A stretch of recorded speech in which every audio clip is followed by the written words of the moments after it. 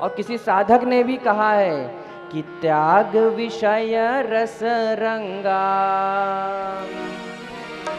त्याग विषय रस रंगा, करो मन सत्संगा। त्याग विषय रस रंगा, करो मन सत्संगा।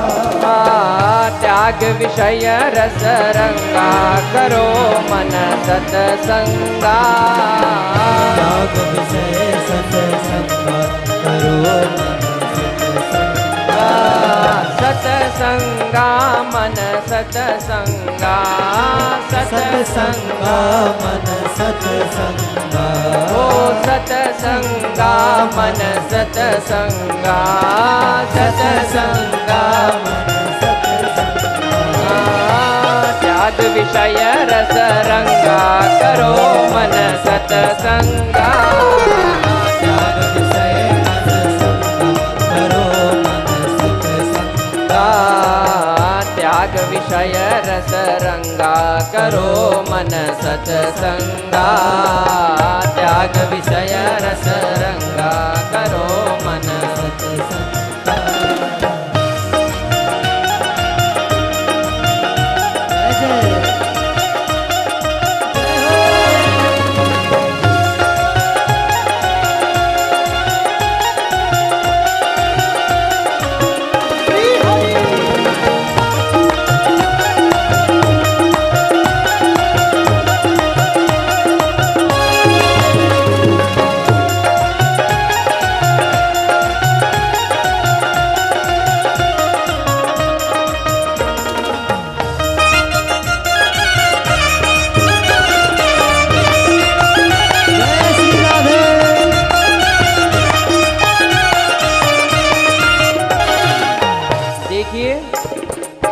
जीवन में हम रोज एक ना एक कोई छोटा सा छोटा पाप तो कर ही देते हैं, जानबूझकर तो नहीं लेकिन अनजाने में भी हमसे पाप हो ही जाता है। हमारे पैर के तले एक छोटी सी चींटी भी आ गई तो पाप हुआ कि नहीं हुआ, लेकिन वो अनजाने में हुआ, हमको दिखा नहीं और हमने पैर रख दिया। तो ऐसे अनजाने पाप को धोने के लिए जन्म जन्म के पाप धोयले, जन्म जन्म के पाप धोयले, जन्म जन्म के पाप धोयले, जन्म जन्म के पाप धोयले, पाप धोयले, पाप धोयले, पाप धोयले, पाप धोयले, जन्म जन्म के पाप धोयले, जन्म जन्म के पाप धोयले, बहे ज्ञान की गंगा,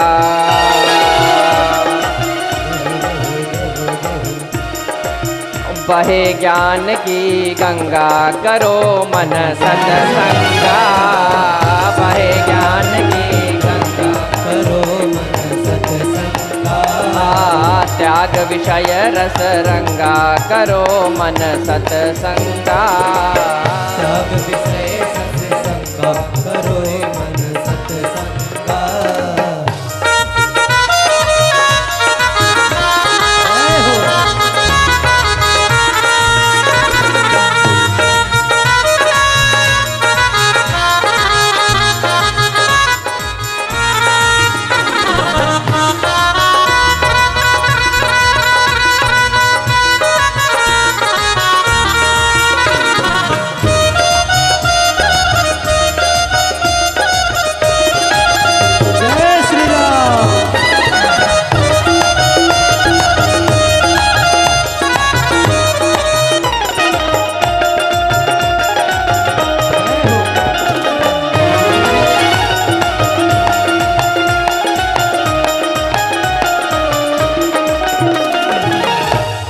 देखिए, हम जीवन में तो आ जाते हैं, लेकिन क्या हम स्वयं अपने चरित्र को पहचान सकते हैं?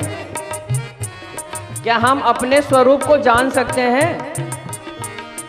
यदि अपने स्वरूप को जानना है तो हमें गुरु की शरण में जाना पड़ेगा। जब गुरु के शरण में आप जाएंगे तो आप अपने चरित्र से परिचित होंगे, आप स्वयं अपने चरित्र को नहीं जान पाएंगे।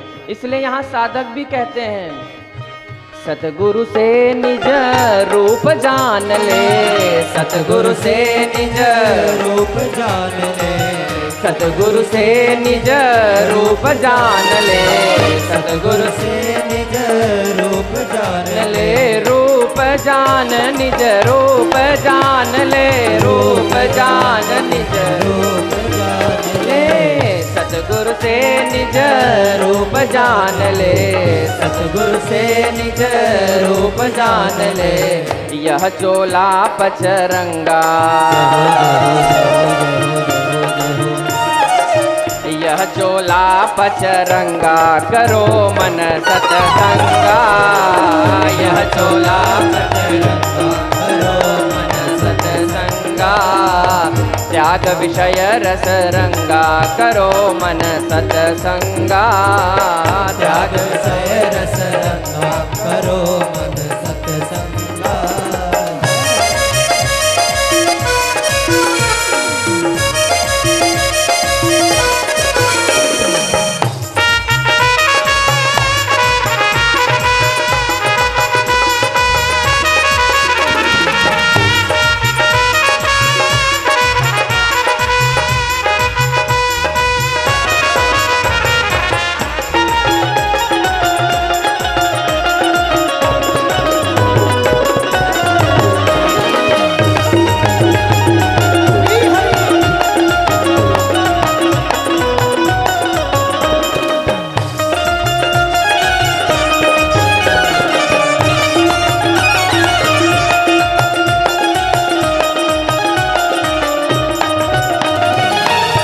दर्शन करिए।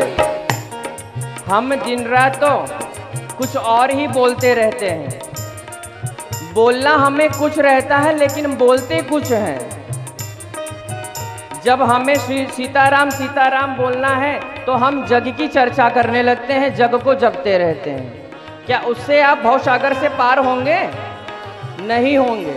इसलिए साधक ने भी यहाँ पे क्या कहा, गर्जन कर सिया राम नाम की, गर्जन कर सिया राम नाम की, गर्जन कर सिया राम नाम की, गर्जन कर सिया राम नाम की, राम नाम सिया राम नाम की, राम नाम सिया की, गर्जन कर सिया राम नाम की, गर्जन कर सिया राम नाम की, सहज करे भव भंगा, सहज करे भव भंगा, करो मन सतसंगा, सहज करे भव भंगा, करो मन सतसंगा, त्याग विषय रस रंगा, करो मन सतसंगा, त्याग विषय रस रंगा, करो मन सतसंगा, सतसंगा मन सतसंगा, सतसंगा मन सतसंगा, सतसंगा मन सतसंगा, क्योंकि त्याग विषय रस रंगा, करो मन सतसंगा, त्याग विषय रस रंगा, करो मन सतसंगा, त्याग विषय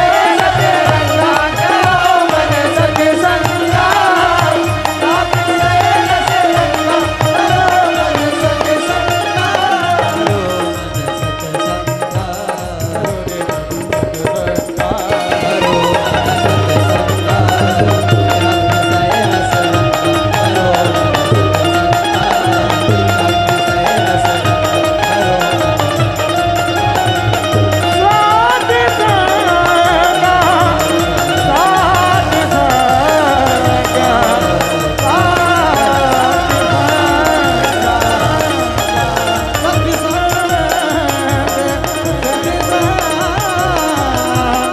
सतसंगा,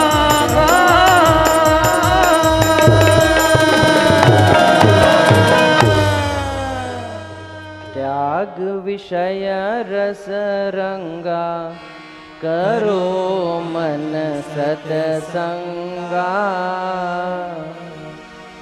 इसलिए मेरा निवेदन है कि जीव की चर्चा मत करिए, जगत की चर्चा मत करिए, जगदीश की चर्चा करिए। और जगदीश की चर्चा यदि आप करेंगे तो इस भवसागर से यूं पार हो जाएंगे और पता भी नहीं चलेगा। लेकिन महाराज समस्या तो ये है कि जब तक जीव की चर्चा करते नहीं है तब तक खाना ही हजम नहीं होता है। भोजन हजम कैसे हो जब तक चुगली चाटी ना करें तब तक। तो मेरा निवेदन है इस चीज से बचा जाए और सत्संग में प्रवेश किया जाए, भजन में प्रवेश किया जाए और कथाओं को सुना जाए। और यहां पर दर्शन करिए। भरद्वाज जी ने पूछा कि राम जी कौन है, और श्री याज्ञवल्क्य जी यहाँ पर जान गए हैं कि ये सत्संगी हैं, परम सत्संग में लीन है, भजनानंदी हैं।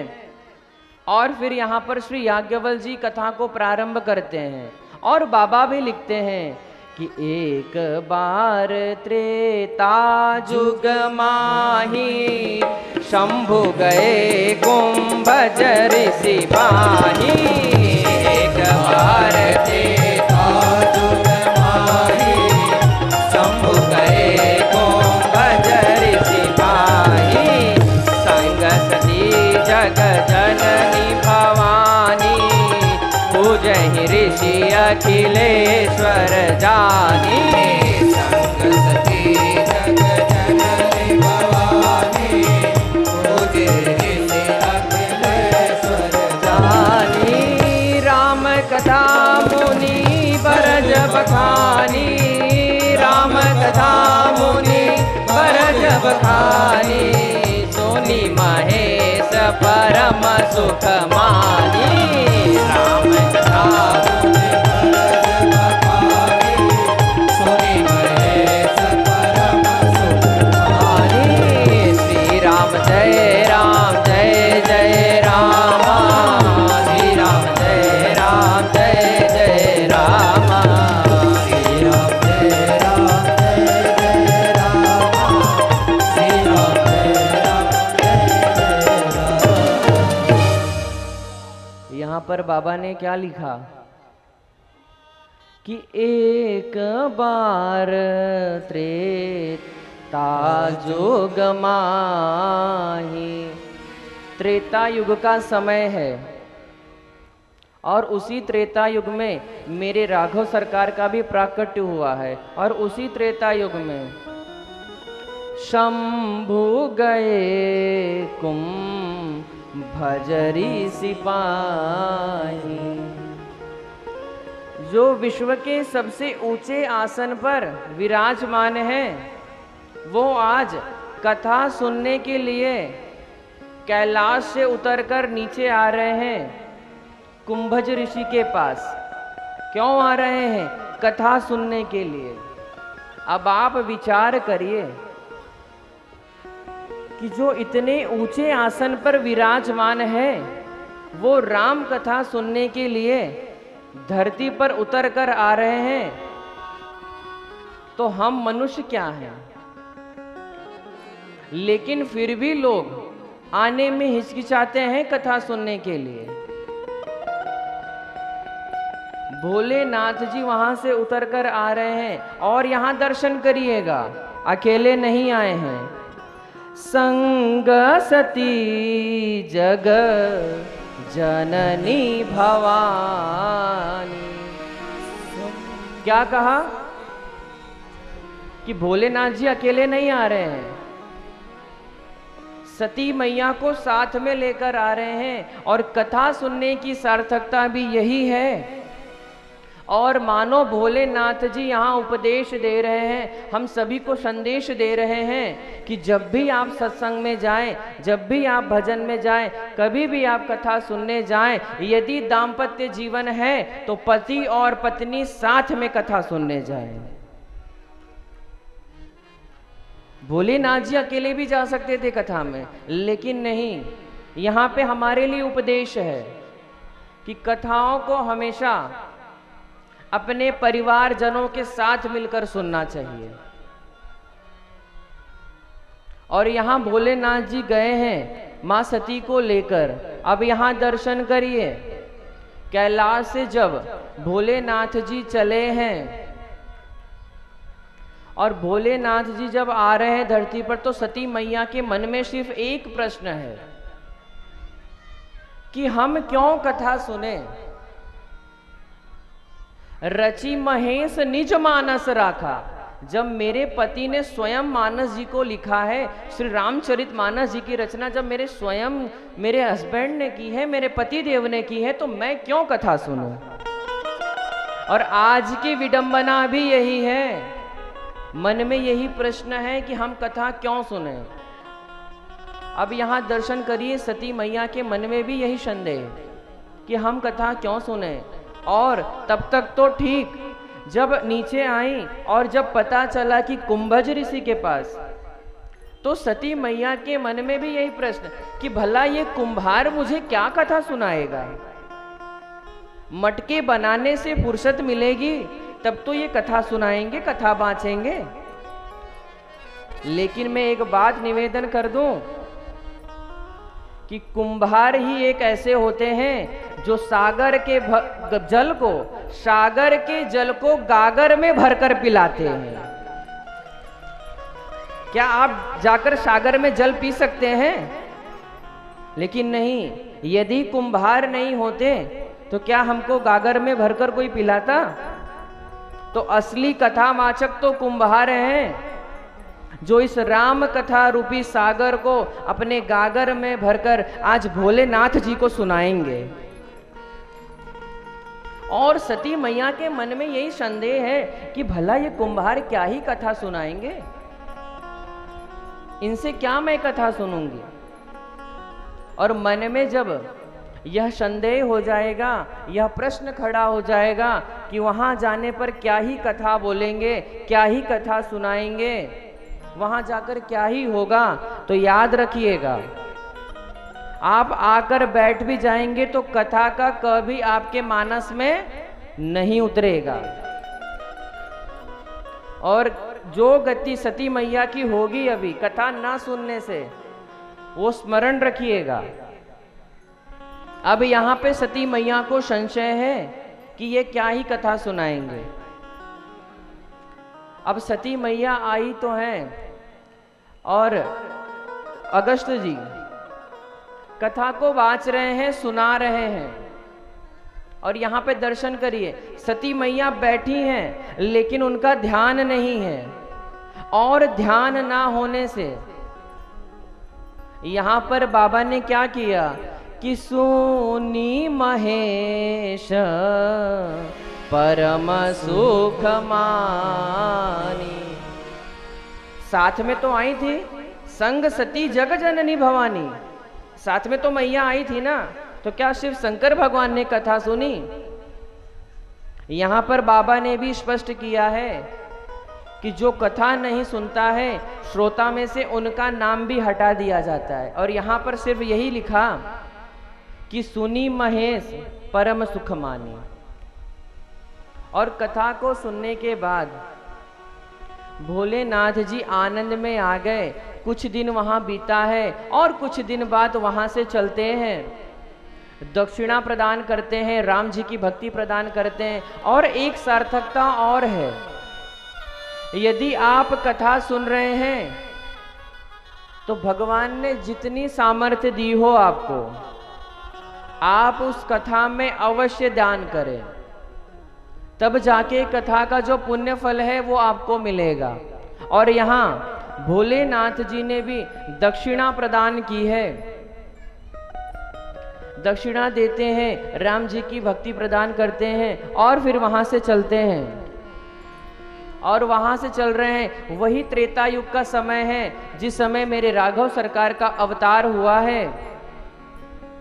और उसी समय जिस समय भोलेनाथ जी कथा सुनकर आकाश मार्ग से जा रहे हैं, उसी दंडकारण्य में जहां पर भोलेनाथ जी ने कथा सुनी है, उसी दंडकारण्य में जंगल में मेरे राम जी सीता मैया का अन्वेषण कर रहे हैं, ढूंढ रहे हैं, खोज रहे हैं। अब यहाँ पर भोलेनाथ जी के मन में सिर्फ एक प्रश्न कि कथा सुनकर तो मेरे कान धन्य हो गए, लेकिन एक बार मेरे इष्ट का, मेरे रघुवीर का, मेरे राघव का दर्शन हो जाता तो ये आंखें भी तृप्त हो जाती। भोलेनाथ जी के मन में बस यही प्रश्न है। तो मैंने कान तो धन कर लिया, लेकिन काश दर्शन हो जाता मेरे इष्ट का तो आज मेरे आंखें भी धन्य हो जाती।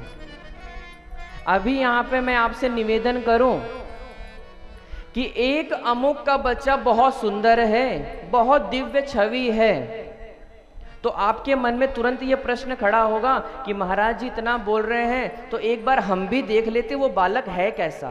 मन में प्रश्न होगा क्या नहीं कि हम भी देखें तो सही। वही भोलेनाथ जी को हो रहा है कि कथा सुनने के बाद यदि भगवान को देखने की इच्छा जागृत हो जाए तो कथा की सार्थकता यही है कि कथा सुनने के बाद हमें हरि दर्शन की इच्छा जाग जाए, भगवान को देखने की इच्छा जागे।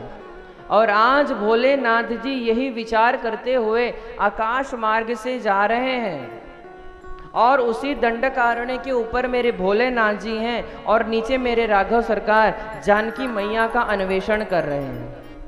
और जानकी मैया के अन्वेषण में जब मेरे भोलेनाथ जी मन में सोच रहे हैं कि काश दर्शन हो जाता, उसी समय मेरे राघव सरकार को भोलेनाथ जी दिख जाते हैं और भोलेनाथ जी मेरे राघव सरकार को। लेकिन मन में एक ही प्रश्न है कि मैं जा तो नहीं सकता, क्योंकि गुप्त रूप में अवतरित हुए हैं, मनुष्य रूप में आए हैं। अगर मैं चला जाऊंगा तो बना बनाया खेल बिगड़ जाएगा, इसलिए मैं तो जाऊंगा नहीं। और जैसे ही भोलेनाथ जी ने दर्शन किया है मेरे राघव सरकार का, तुरंत वहीं आकाश मार्ग में दोनों हाथों को ऊपर करके जय सच्चिदानंद जग पावन हो अस कही चले ओ मनोजन सावन।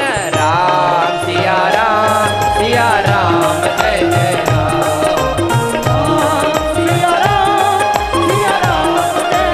राम जय सच्चिदानंद जग पावन अस कही चले ओ मनोजन सावन। राम सिया राम जय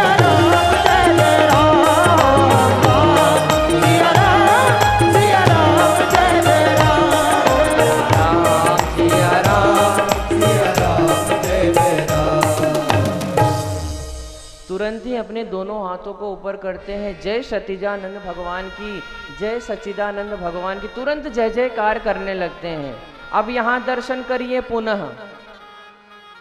जब यहाँ पर भोलेनाथ जी ने जयकारा लगाया, तुरंत जय जय करने लगे और सती मैया ने देखा तो सती मैया ने कहा कि जो कामी पुरुष के भांति अपनी पत्नी को खोज रहा हो, आप उसको प्रणाम कर रहे हैं।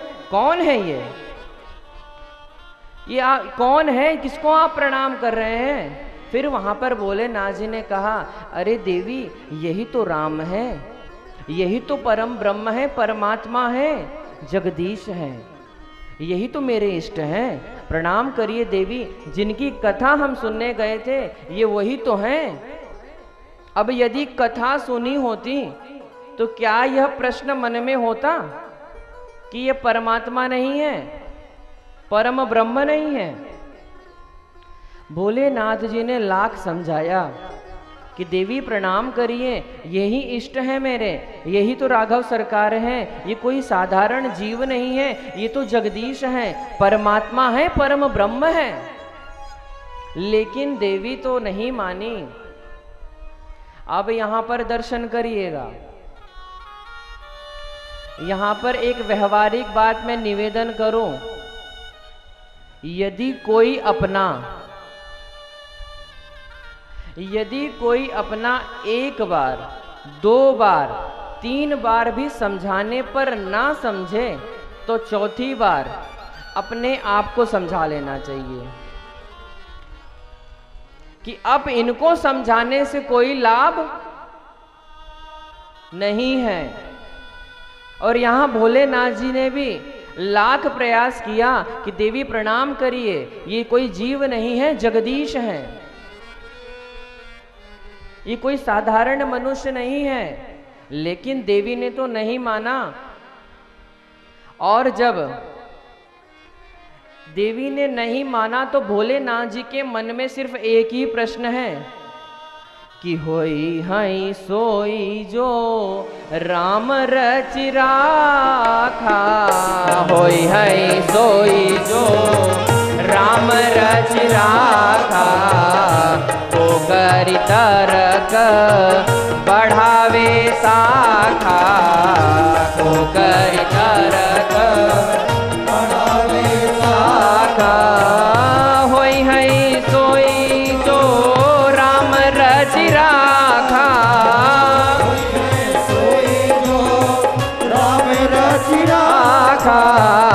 को करि तरक बढ़ावे शाखा, को करि तरक बढ़ावे शाखा, को करि तरक बढ़ावे शाखा। भोलेनाथ जी बस यही सोच रहे हैं कि लगता है आज ब्रह्मा जी विमुख हो गए हैं, आज देवी मेरी बात को नहीं मान रही हैं। मुझे ऐसा प्रतीत हो रहा है कि अब इनका हित नहीं है। ऐसा लग रहा है कि मानो ब्रह्मा जी विमुख हो चुके हैं, जिन्होंने सृष्टि को रचा, जो सृष्टि के रचयिता हैं, आज उन्हीं पर संदेह कर रही हैं देवी। भला परमात्मा पे कैसा संदेह, कैसा संशय, और मेरे कहने पर भी नहीं मान रही हैं देवी आज तो। जो सृष्टि के पालनहार हैं, सृष्टि को जिन्होंने रचा है, वो स्वयं इस सृष्टि को चला रहे हैं, और आज देवी ने उन्हीं को प्रणाम नहीं करा। और यहां साधक ने भी बड़ा ही प्यारा पद बताया है कि रचा है सृष्टि को जिस प्रभु ने, रचा है सृष्टि को जिस प्रभु ने, वही ये सृष्टि चला रहे हैं। रचा है सृष्टि को जिस प्रभु ने, वही ये सृष्टि चला रहे हैं। रचा है सृष्टि को जिस प्रभु ने, वही ये सृष्टि चला रहे हैं। रचा है सृष्टि को जिस प्रभु ने, वही ये सृष्टि चला रहे हैं। जो पेड़ हमने लगाया पहले, जो पेड़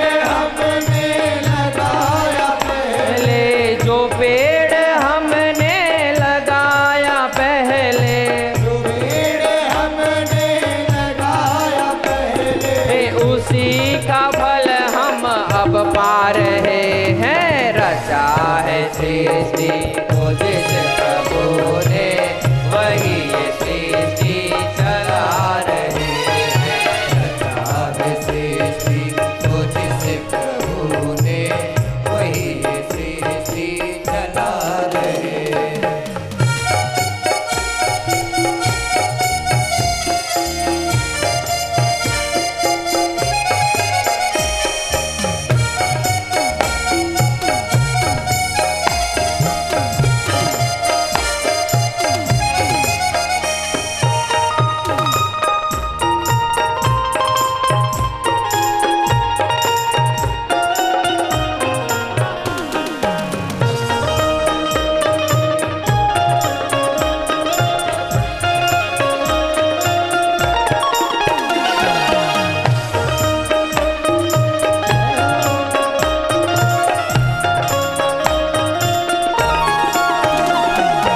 इसी धरा से शरीर पाया, इसी धरा से धरा में फिर सब समाया, इसी धरा में फिर सब समाया। है सत्य नियम यही धरा का, है सत्य नियम यही धरा का।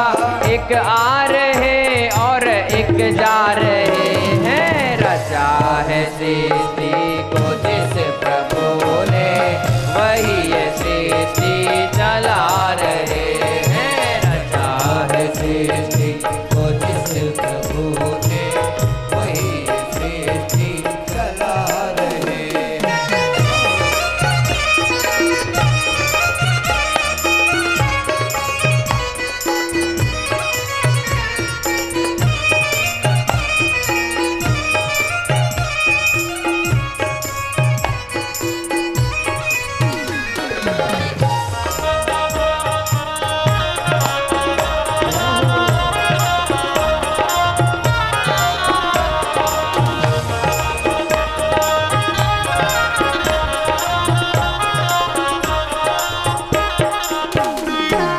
जिन्होंने भेजा जगत में जाना, जिन्होंने भेजा जगत में जाना, तय कर दिया लौट के फिर से आना, तय कर दिया लौट के फिर से आना।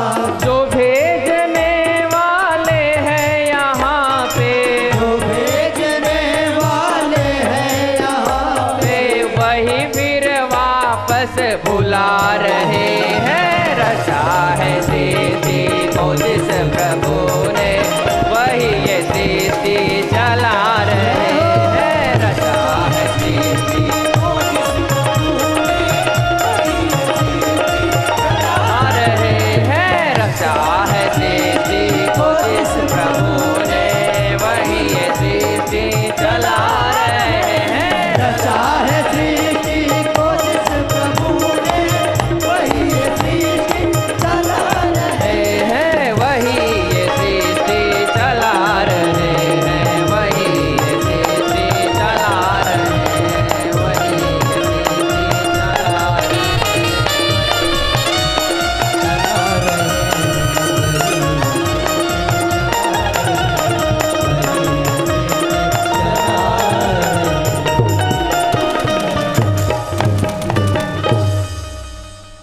भोलेनाथ जी बस यही सोच रहे हैं कि जिन्होंने सृष्टि को रचा है, आज उन्हीं पर संदेह कर रही हैं मेरी देवी।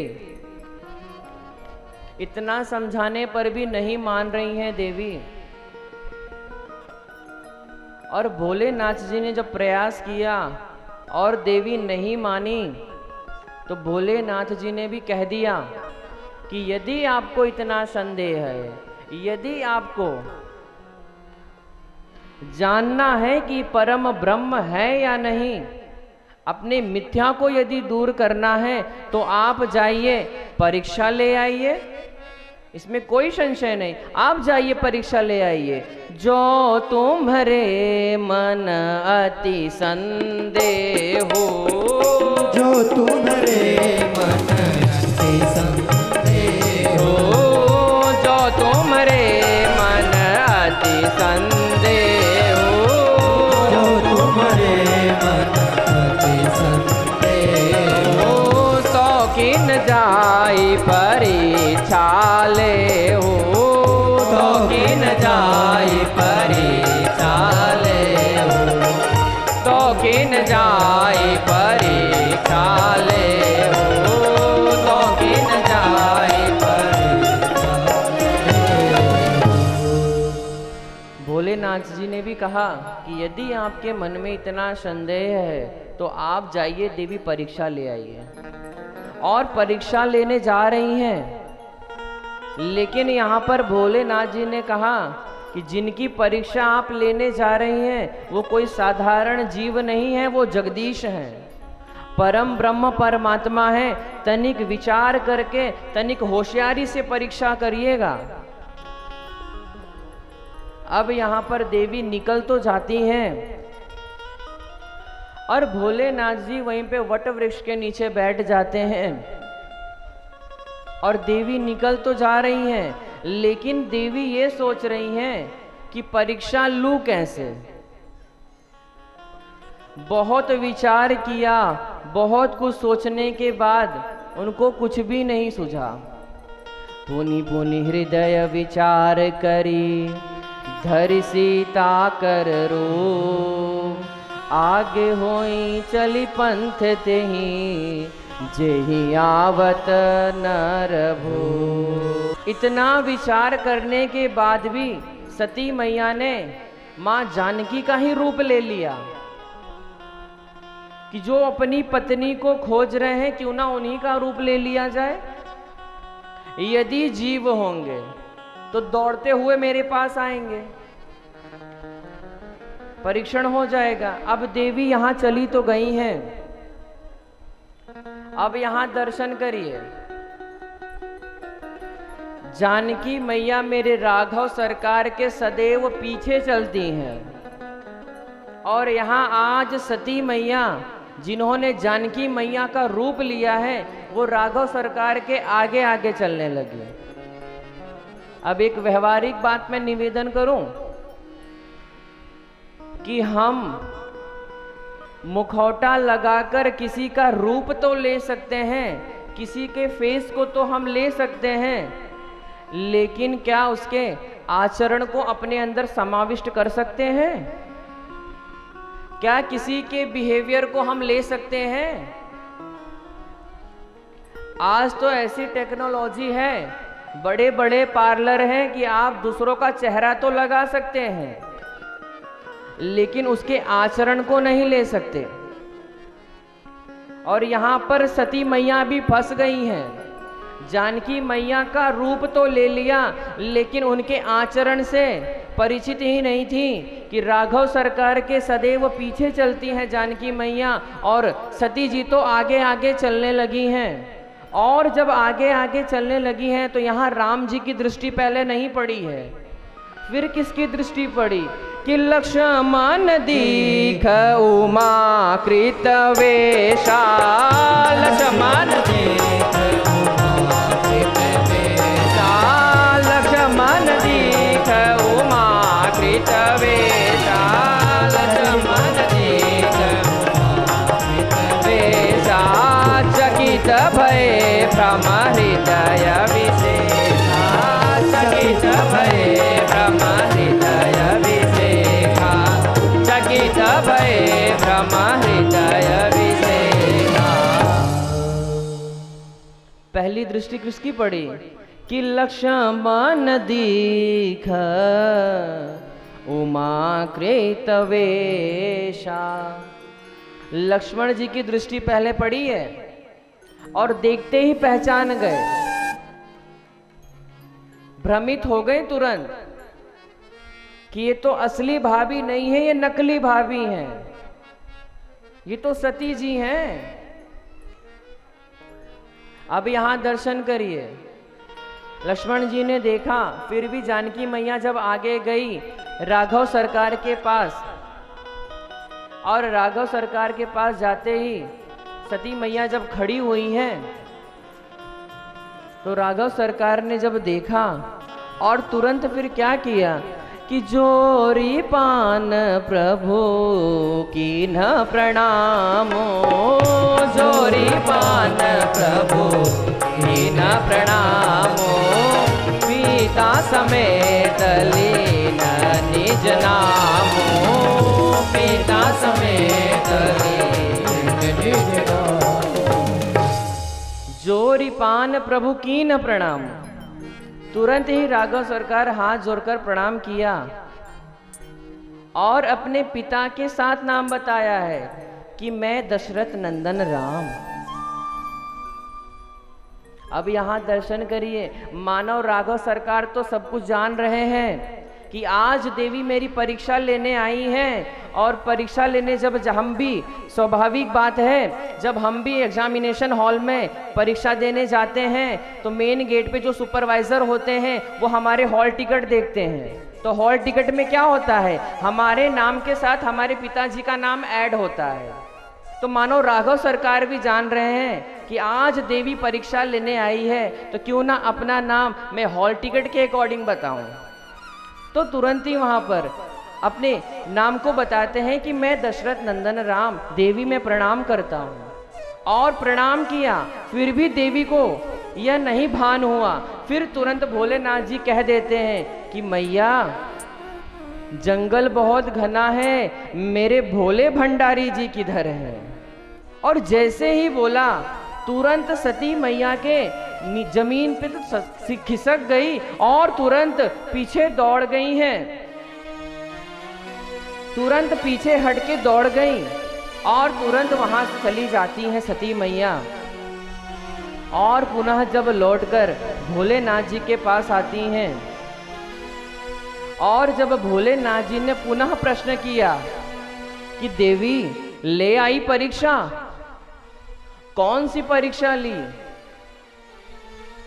रिटर्न लिया, वाइवा लिया, मौखिक ली कि लिखित ली कि प्रैक्टिकली ली? कौन सी परीक्षा लिया आपने? और देवी जो भी परीक्षण आपने किया है आप एकदम सच सच बताइएगा, तनिक भी झूठ मत बोलिएगा। लेकिन जब जिसके सर पर माया सवार हो जाती है तो उसके मुख से झूठ ही निकलता है। और आज सती मैया भी भोलेनाथ जी के पूछने पर सती मैया ने भी झूठ कह दिया कि कछु ना परीक्षा लीन गोसाई, कछु ना परीक्षा लीन गोसाई, कछु ना परीक्षा लीन गोसाई, कछु ना परीक्षा लीन गोसाई, कि ना प्रणाम तुम्हारे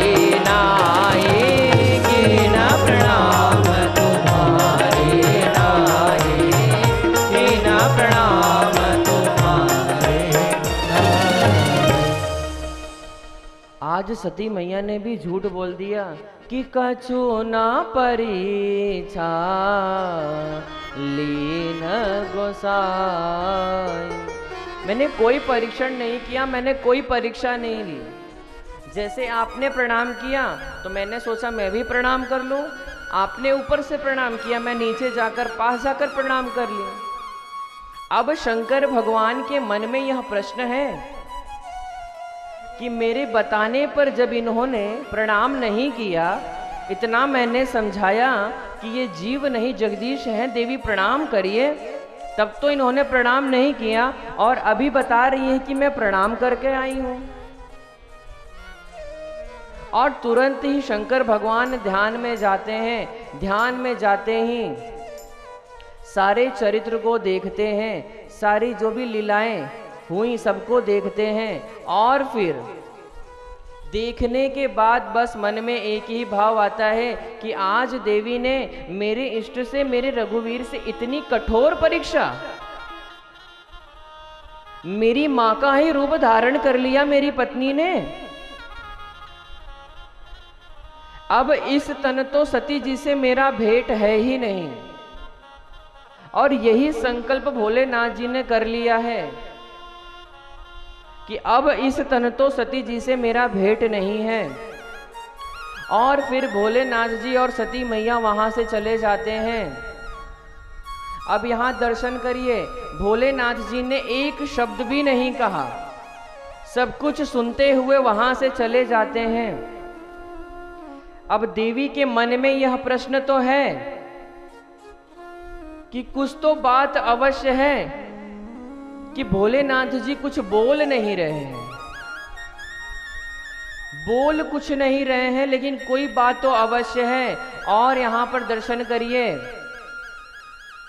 माता समझ जाती हैं कि मेरे को त्याग दिया है भोलेनाथ जी ने। और यहाँ पर भोलेनाथ जी कैलाश पर पहुंच जाते हैं और तुरंत समाधि में चले जाते हैं। समाधि में चले गए हैं भोलेनाथ जी। और समाधि में तो गए हैं तो कितने वर्ष के बाद बाहर आए हैं। समाधि में भोलेनाथ जी हैं और मैया बैठी हैं। 87,000 वर्ष के बाद भोलेनाथ जी समाधि से बाहर आते हैं और राम नाम को स्मरण करते हैं, राम नाम को रटते हैं। और फिर देवी जैसे ही आती हैं तो शंकर भगवान ने सन्मुख आसन दिया है, जबकि मैया तो हमेशा वाम भाग में बैठती हैं, लेकिन आज भोलेनाथ जी ने अपने सन्मुख आसन दिया, सामने देवी को बैठाया है। और सामने बैठाने के बाद मेरे भोलेनाथ जी राम जी की कथा को प्रारंभ करते हैं, कथा सुनाने लगते हैं। और उसी समय ब्रह्मा जी ने दक्ष को, दक्ष यानी सती मैया के पिताजी को, दक्ष को प्रजापतियों का सम्राट घोषित करते हैं। और सम्राट जैसे ही बनते हैं तो उनके अंदर अभिमान आ जाता है। अब यहां दर्शन कर रही है, बाबा ने भी स्पष्ट लिखा है कि बड़ा अधिकार दक्ष जब पावा, बड़ा अधिकार जब पावा, अति अभिमान हृदय तब आवा, अति अभिमान हृदय तब आवा, अति अभिमान हृदय तब। एक व्यवहारिक बात मैं निवेदन करूं, जब कोई बड़े पद पर जाता है या प्रतिष्ठावान हो जाता है, कोई एक बड़ी कुर्सी मिल जाती है, तो स्वाभाविक है उसके मन में मद आ जाता है, अभिमान आ जाता है, गुरूर आ जाता है, घमंड आ जाता है। अभिमान जन्म ही वहीं से लेता है। यदि आप बड़े पद पर जाते हैं तो अभिमान ऑटोमेटिक अपने आप चला आता है। अब ये तो हमारा विवेक है, हमारी बुद्धि है कि हमें अभिमान करना है या नहीं करना है। बड़ा अधिकार मिलने से, बड़ा पद मिलने से यह जरूरी नहीं है कि हम मनुष्य की भांति ना रहें। आप कोई राजा या महाराजा तो बन नहीं गए, कोई देव तुल्य तो नहीं बन गए कि सारा समाज आपकी पूजा करे। आप भी एक साधारण मनुष्य हैं। हाँ, ये चीज है कि आपके पास पद है, प्रतिष्ठा है, आप एक ऊंचे चेयर पे बैठे हैं, लेकिन अभिमान कैसा? अभिमान किस बात का है? एक दिन सब उसी मिट्टी में मिलेंगे, आपके लिए कोई स्पेशल नहीं आएगा। और यहां पर दर्शन करिए, जैसे ही दक्ष जी को अधिकार मिला, पद मिला, तुरंत अभिमान आ गया और अपने अभिमान में इतना चूर हो गए हैं कि हरिद्वार के कनखल में यज्ञ का आयोजन किया है, सभी देवताओं को बुलाया, छोड़ ब्रह्मा विष्णु महेश। ब्रह्मा विष्णु महेश जी को ना बुलाकर सभी देवताओं को बुलाया है। और इधर दर्शन करिए देवताओं की भी अति को, मनुष्य के भांति देवता भी करते हैं। देवताओं को इनविटेशन मिला है, अब भोलेनाथ जी को तो इनविटेशन मिला नहीं है। और देवतागण क्या करते हैं कि वहीं ऊपर से ही अपने चार्टेड प्लान को ले जाते हैं, कैलाश पे से ही। क्यों ले जाते हैं? भोलेनाथ जी को जलाने के लिए, कि हमें तो बुलाया गया है, इनको बुलाया ही नहीं गया, इनके ससुर इनको ही नहीं बुलाए हैं। तो यहां दर्शन करिए। अब वहां से सब देवता जब अपने वाहन से जा रहे हैं और सती मैया की जब दृष्टि पड़ी है, तो भोलेनाथ जी से प्रश्न किया कि नाथ सब कहां जा रहे हैं देवगण? और फिर भोलेनाथ जी ने कहा कि आपके पिता ने यज्ञ रचना रखवाई है, सब उसी यज्ञ में जा रहे हैं। अब देवी ने कहा कि हम भी जाएंगे। अब भोलेनाथ जी समझाने लगे कि देवी, हमें मिला तो नहीं है इनविटेशन, इसलिए हम नहीं जा सकते। और लाख बार मना करने पर कि हम तो नहीं जा सकते, जबकि शास्त्र की मर्यादा है कि गुरु के घर स्वामी के घर, पति के घर और मित्र के घर, इन 4 जगहों पे हमें बिना इनविटेशन के जाना चाहिए।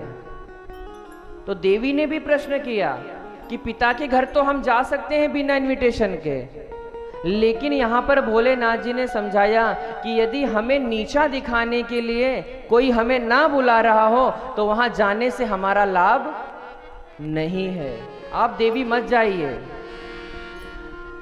और यहाँ पर देवी ने पूछा कि हम क्यों नहीं जाएंगे और हमें क्यों नहीं बुलाया है? तो भोलेनाथ जी ने कहा है कि मेरे बैर के कारण वो आपको भी नहीं बुलाए हैं। अब भला भोलेनाथ जी से कैसा बैर?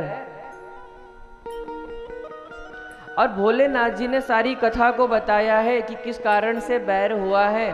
सारी कथा को बताने के बाद फिर भी देवी को समझाते हैं कि देवी मत जाइए, लेकिन देवी नहीं मानती हैं और चली जाती हैं।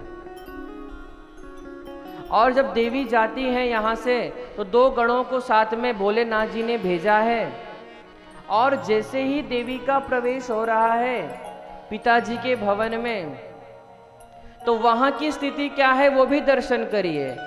पिता भवन जब गई भवानी, पिता भवन जब भवानी, दक्ष त्रास का हो न सनमानी, दक्ष त्रास का त्रास का होना सनमानी, त्रास का होना सनमानी। जैसे ही पिता के घर में गई हैं देवी, दक्ष जी ने इतना त्रास दे रखा था कि यदि आएगी तो कोई बात नहीं करेगा उससे, इतना त्रास दे रखा था। लेकिन एक बात मैं निवेदन करूं, पिता के घर में सब विमुख हो जाएंगे, कोई आपसे बात नहीं करेगा, आपकी सगी बहनें आपसे बात नहीं करेंगी, आपके भाई आपसे बात नहीं करेंगे, लेकिन मां, यदि बेटी अपने घर जाती है तो मां तुरंत दौड़कर अपने पुत्री को गले लगाती है। ये होती है मां। और आज यहां दर्शन करिए कि दक्ष जी ने इतना त्रास दे रखा था कि कोई भी बात नहीं किया, लेकिन तुरंत मां दौड़कर जाती हैं और गले लगाती हैं, तुरंत अपने पास बैठाती हैं, सारी बातों को बताने लगती हैं और कहती हैं कि पुत्री, आपकी पिता की जो बुद्धि है वो जड़ हो गई है, उनको कुछ समझ में नहीं आ रहा है। भला कोई अपने बेटी दामाद से बैर करता है? अब मां से तो मिलनी है। अब यहां दर्शन करिए, बहनें भी मिल रही हैं। यहां भगिनी मिली बहुत मुस्काता, बहनें मिल तो रही हैं लेकिन मुस्कुरा नहीं रही हैं, बहुत मुस्कुरा रही हैं। क्योंकि मुस्कुराना तो एक अलग विषय है, लेकिन जिस चीज में अति लग जाए, जिस चीज में बहुत लग जाए, तो मानो वहां पे हमारी इंसल्ट करने के लिए हंस रहे हैं। और आज सती मैया को नीचा दिखाने के लिए उनकी स्वयं की बहनें यहां हंस रही हैं कि हमको तो बुलाया गया है, इसको बुलाया नहीं गया, फिर भी चली आई है। अब आप दर्शन करिए कि सती मैया गई हैं और बहनें भी मिलके उनका उपहास कर रही हैं। फिर तुरंत माँ के पास जाती हैं और माँ से कहती हैं कि मैया, मैं यज्ञ मंडप की परिक्रमा करना चाहती हूँ, देखना चाहती हूँ कि कैसे यज्ञ मंडप है। अब सती मैया जाती है यज्ञ मंडप में और यज्ञ मंडप की जब परिक्रमा लगा रही हैं और वहां पर जब देखा कि सभी देवतागण बैठे हैं और मेरे ही पति का कोई स्थान नहीं, जो जगत के पिता हैं उनका कोई स्थान नहीं यहां पर, और तुरंत क्रोध में आ गई हैं, तुरंत क्रोध में आ गई। एक व्यवहारिक बात और स्पष्ट कर दूं मैं जब विवाह के पश्चात बेटी अपने घर आती है और अपने घर आने पर यदि उनके पति का कोई अनादर करे या उनको कोई स्थान ना दे, उनकी निंदा करे, तो पत्नी हरगिज बर्दाश्त नहीं करती है। भले वो अपने घर में जा रही हैं।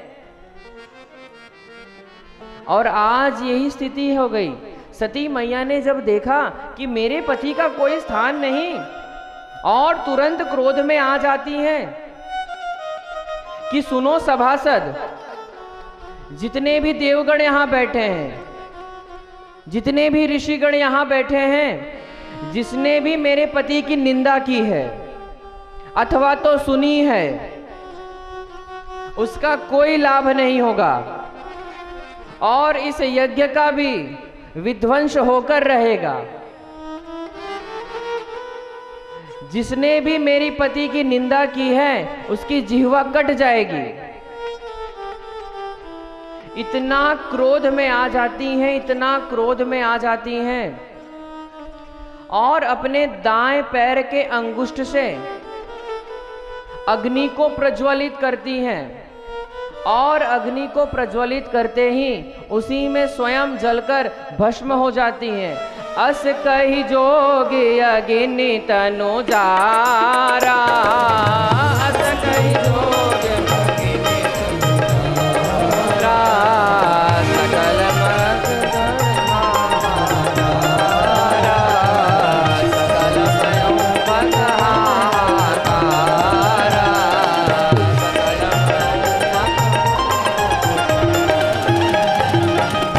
तुरंत अपने पैर के अंगुष्ठ से अग्नि को प्रज्वलित करती हैं और उसमें जलकर भस्म हो जाती हैं।